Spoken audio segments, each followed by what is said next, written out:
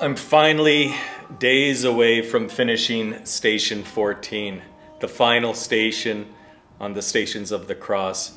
I knew I wanted to create the final station, Station 14, very peaceful, very simple. After people have been through the Gospel Gardens, walked through, saw the 30-foot long crucifixion scene, Station 12, and then experienced Station 13 with hundreds of saints, I needed to have a calm peace, and that's what this is. The contrast with what the viewer has just experienced. I also wanted to bring the people into the scene. That's why the perspective is the viewer is actually in the cave with the tomb, looking out. But in the center, there you have Mary, there you have another totally emotional scene where Mary is holding the hand of Jesus. And what I love about it is the framing, the composition with the two figures on either side brings you right into that central scene.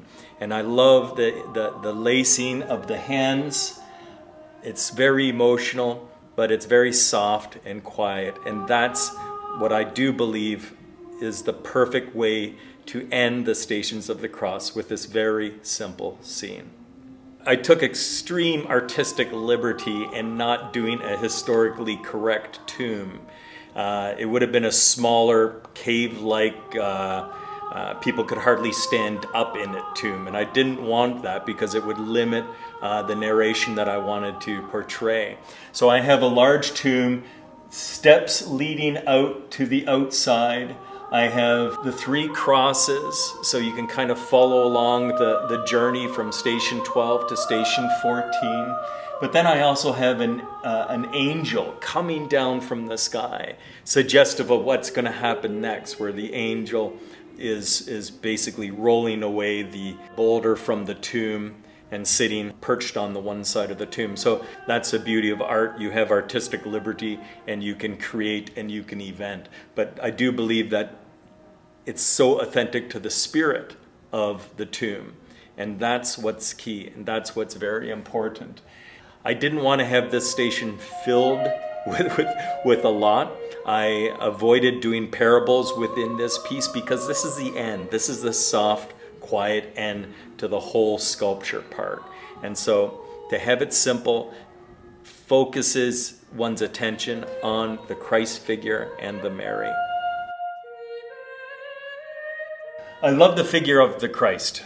I wanted to have him at the moment where he's being laid on the slab. I wanted to have that beauty and that silence and that peacefulness of his body. I love the Mary whose cheek is on the hand of Jesus. And I love the fact that she's in the center of the composition, as she has been pretty much predominant throughout all of these sculptures. Here she's taking the center, and with the hand, her hand entwined with the hand of Jesus, with her cheek on the hand. It's just such an absolutely emotional moment that is being represented here. I have Mary Magdalene in the distance crying, and I love the figures in the distance. And there's only 3. And what I think about that is it shows the quietness of this moment. And that's the beauty of sculpture. It's not a painting. It's taking up 3 dimensions. People can actually grab that hand of Jesus there. To have an artistic experience, a sculpture like this is just wonderful because you become merged within it. That's why I love the perspective where the viewer is in the tomb. It's been an amazing journey for me. I've been always listening to the Bible as I've been sculpting, and I've always been thinking about the person that will approach these pieces for the first time and how they would feel. I also think about how a Christian would feel, noting all the little details of the parables so subtly suggested within this piece. But I also thought about the agnostic or the atheist that would come into this space. And I wanted to put the best face forward of Christianity, a face that is powerful, serious, and awesome. And so I do believe that sculpture is one of the most amazing tools one of the most amazing vehicles to teach, to inspire, and to preach. And so at the conclusion of this project, I feel this is a job well done. And I cannot wait till the whole project is installed in Orlando, Florida.